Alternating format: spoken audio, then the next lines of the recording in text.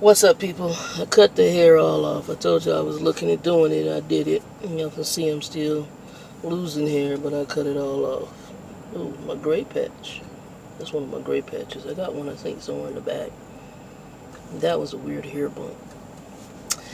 Anyway, just a quick update. I am in Amarillo, Texas, and this wind is kicking. Let me see if I can. Y'all see the weed out there leaning. That's how the wind's just been crazy.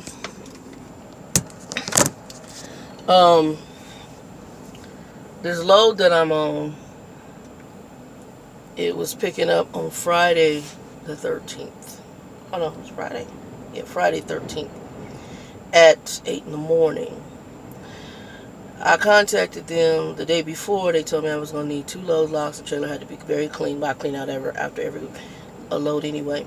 Had to be very clean. It had to be dry. So I had the trailer. I was heading towards Blue Beacon in Dallas, but I knew if I stopped at Blue Beacon, sometimes you get to Blue Beacon, honey, you'll wait like 20-30 minutes in line just to get into there for them to wash out a trailer, or longer.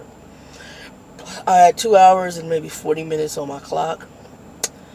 And as I was driving, I was looking for truck washes. I stopped at one. It was a hole in it. It was like small as hell, Pilot Flying J. There's supposed to be a truck wash there. Couldn't find it. Kept calling them too because I had the number. They weren't answering the phone, so I figured you ain't trying to make no money.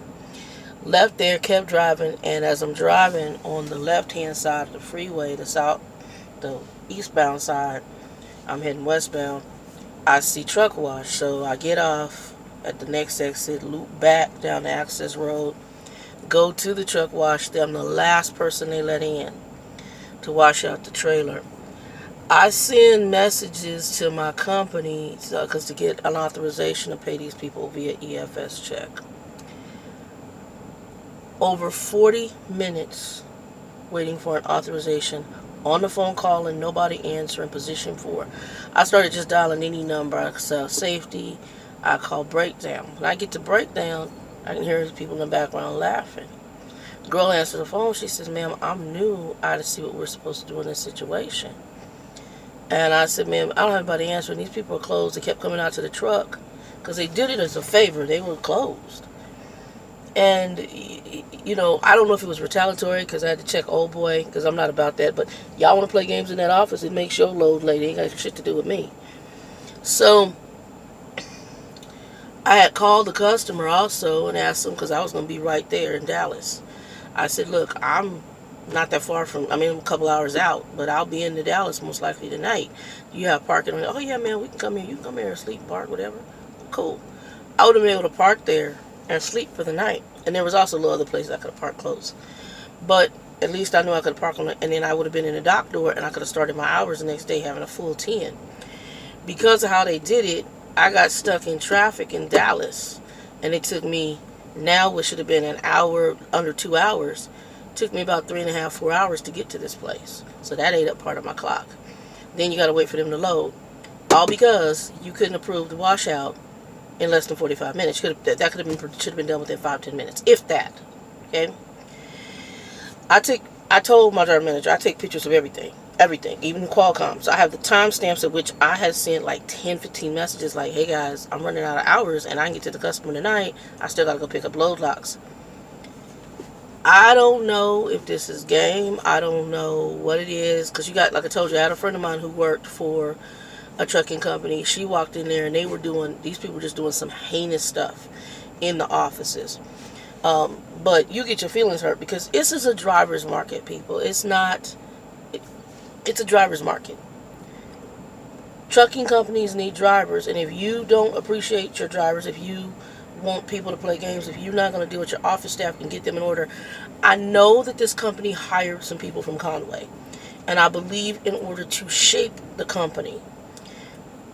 However, sometimes you can be hired to do that, and if they don't give you free rein to get in there and clean house, you still have a bunch of old assholes in there. That's kind of what happened with the previous company I was at, is they're going through a restructure, and right now, the company that's restructuring them, they're cleaning house.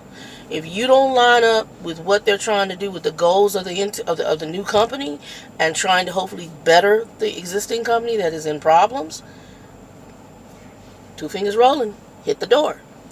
I don't mean to be mean, but it's a job. Come do it. That's one of the reasons I don't like working in corporate America.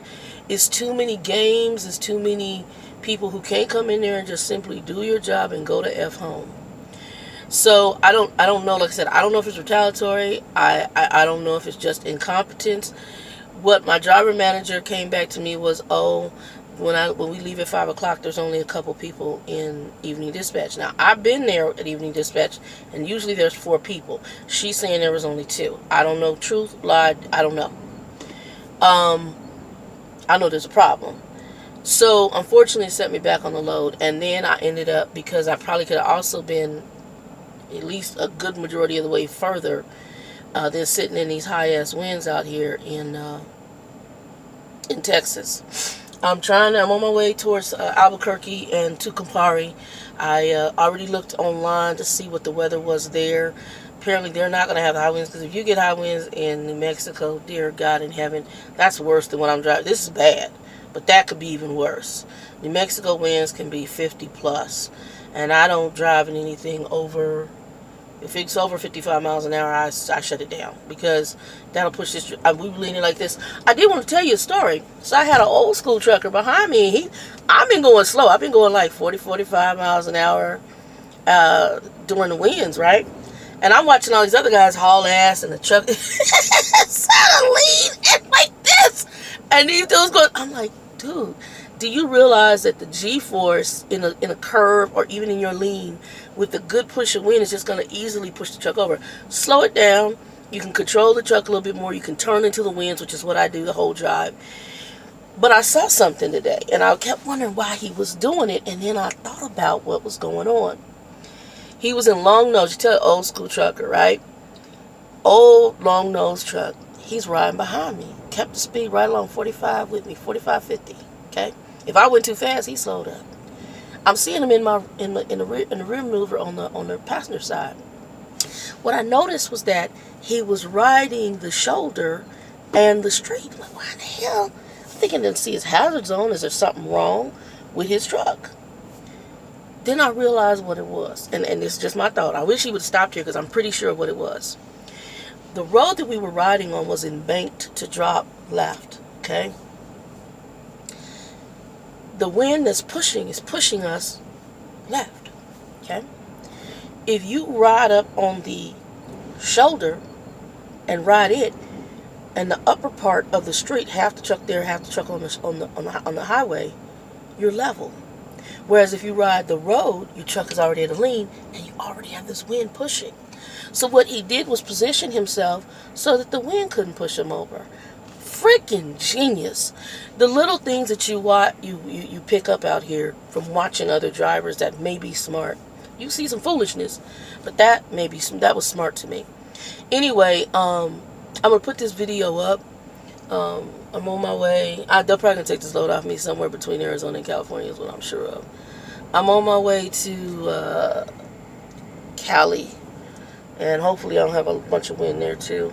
I'm going to check this weather again. I stopped at Amarillo to double check the weather in Amarillo. And I got to see what other cities we go through, because I'm real close to Tucumcari. And I'll be going through there. So hopefully this will cease. But it's still pushing through. You see the clouds pushing in.